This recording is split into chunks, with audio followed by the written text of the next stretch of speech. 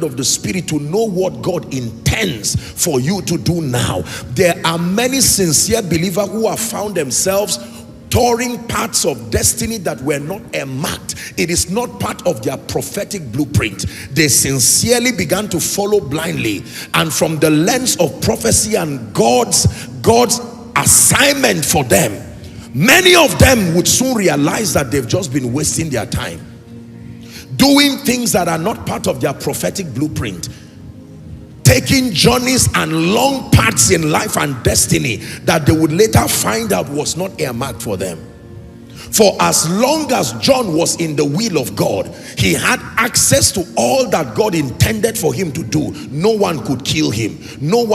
People could persecute him, but he became invincible. He was immune because he was staying in the will of God. The moment John the Baptist veered off the will of God and he began to do and practice things that were not in his prophetic blueprint, he became a prey to the enemy and he died cheaply. The assignment of John was to be the forerunner of Jesus, and for as long as he understood that assignment and stood upon his watch playing that role effectively, the same people who would later kill him were there, and yet they had no power over him because he was immune by the power of his vision. But the moment he announced Jesus and he did not know what else to do with his life, he began to delve into areas, perhaps sincerely so, that was not earmarked for his destiny. How could a man announce Jesus and die the way John died? How could a man ordain Jesus to ministry and die the way that he died? That is not how God rewards those who walk with him. But that is what happens to a man when you become blinded. Just because you saw yesterday does not mean you are seeing now. You must receive the miracle of sight for the now.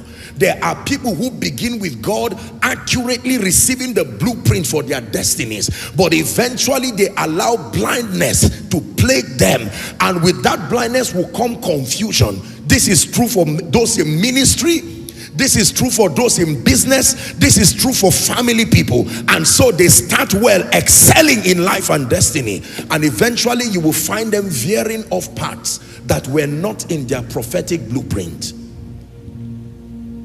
Imagine with me, ladies and gentlemen, that I ask you to close your eyes and then I ask you to walk out of this room or to walk to your car to go home.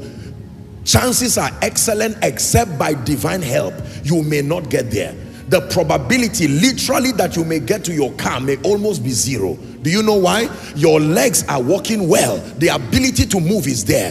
The ability to think is there. The ability to reach is there. But just because one component required for your advancement went missing, your life becomes...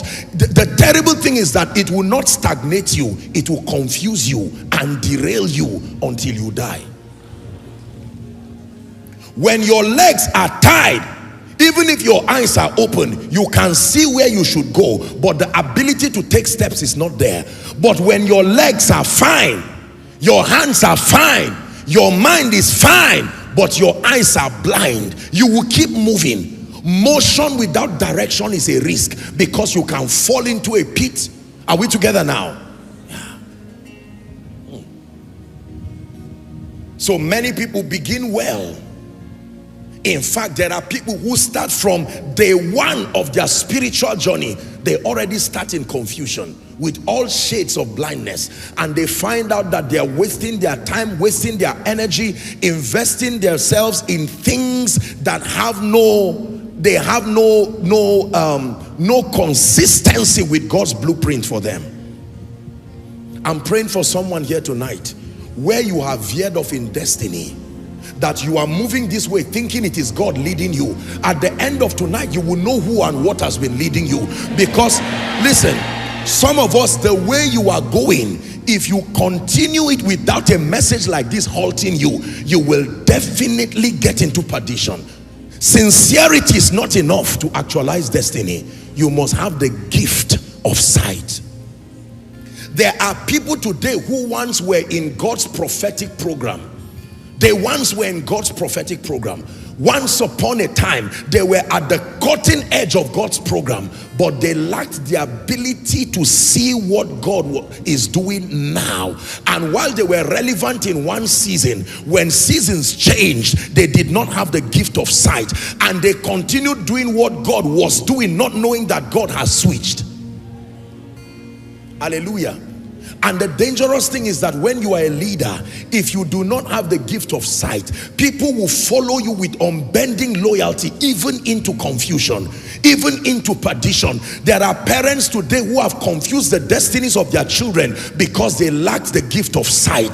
They did not know, like Manoah, what kind of destiny these children would have, and they began to insist on a pathway that was not consistent with God's blueprint, and the children in obedience followed them, only to discover they've wasted 30 years, 40 years of their lives and their destiny.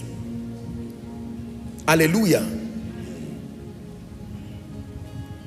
I have had the honor and the privilege of seeing people who are sincere, they love God with all their heart, but either as a result of poor mentorship or misunderstanding of the ways of God, have found themselves veering off paths in ministry, parts in business, and parts in destiny. It becomes more troubling when you have people following you in that confusion. Jesus was rebuking the scribes and the Pharisees, and he called them blind people who were leading the blind. Imagine with me that a blind man is leading another blind man. They hold on to you believing you know where you are going, but because you lack the gift of sight. Hallelujah.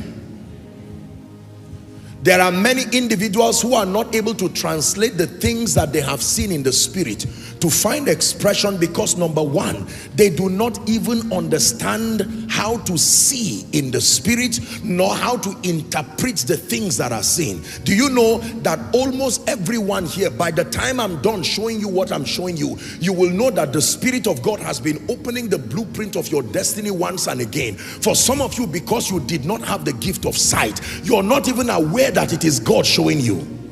And I have taught you that there is timing.